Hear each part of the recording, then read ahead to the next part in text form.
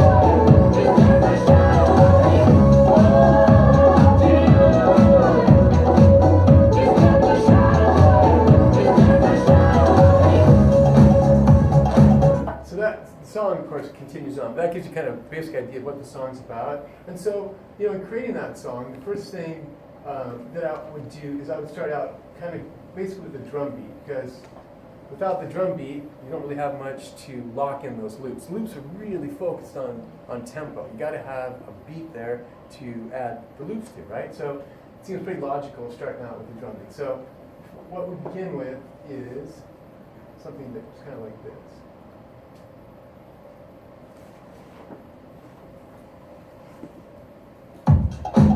So there's the original drum beat, and it's got a little bit of a cowbell going on it. It's mostly kick drum at that point. And then the next thing was I needed to have a bass line of some sort. So that's this line right here. So that was recorded with the synthesizer. And then you get some other sounds. And these are more like ornamental. You hear that little beeping sound.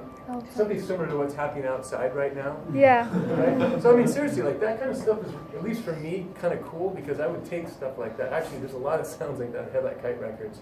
A lot of the albums were recorded while on tour. I'd be walking down the street, and I would hear sounds outside that would be like, that's kind of interesting. It happens to be in the same key of the song I'm writing. I would record it and then pop it into here and manipulate it so that it would be in the right tune.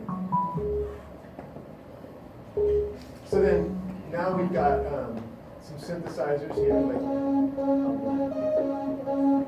pretty straightforward. Nothing particularly unusual about that synth.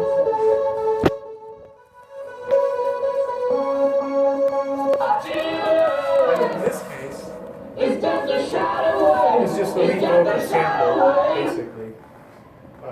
That is not me, that's Mick Jagger. I wish that were me. But, and then, so basically then putting all that stuff together, there's a guitar. Let's see, where's that guitar stand? Right here.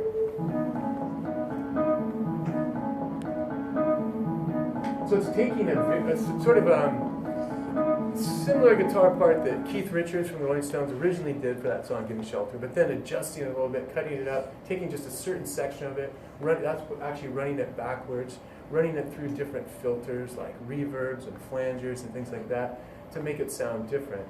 And then, putting it all together, so ultimately, you end up with something.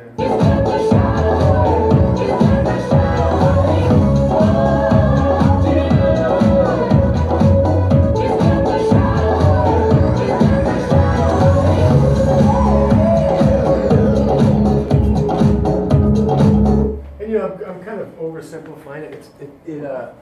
I wish it were that easy. It's a little bit more complicated now. But basically, taking all those squares and creating loops out of all those things, and then arranging them in such a way that hopefully it all makes sense.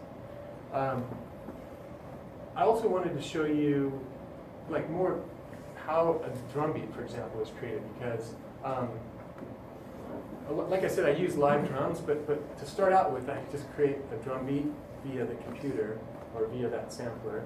I'll show you how the sampler, what the samplers look like. There's a variety of brands. Akai is probably one that most of the people within the hip hop world use. It's because they've got these great pads, so you basically just play these beats, and then you sample that onto here. And basically what this does is this triggers the computer, and I say, when I go like this, I want to make a certain sound. And I just program, yeah, exactly. I program it, that fan right there. Did I sample?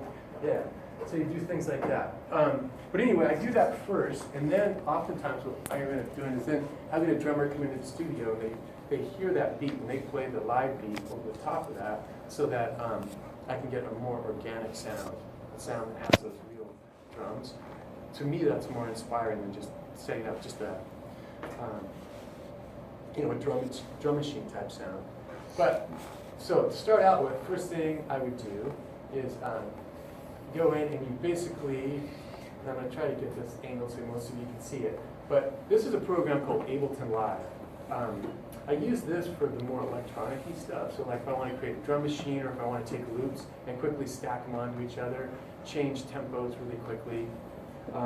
There's another program that people often use called Pro Tools, and that one's great for more organic music, so like for rock bands, all country bands, folk bands, a lot of indie rock, that's what, metal bands.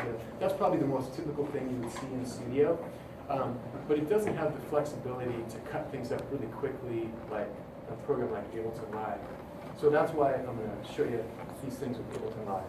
So the first thing I would do is I'd say, well, I need a kick drum. So I'm going to go through and I'm just going to find a kick drum sound that I like.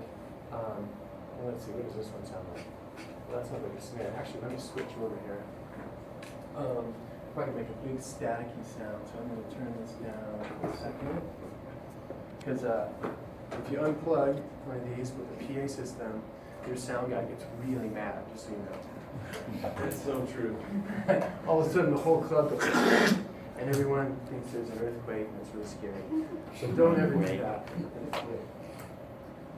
Let's see.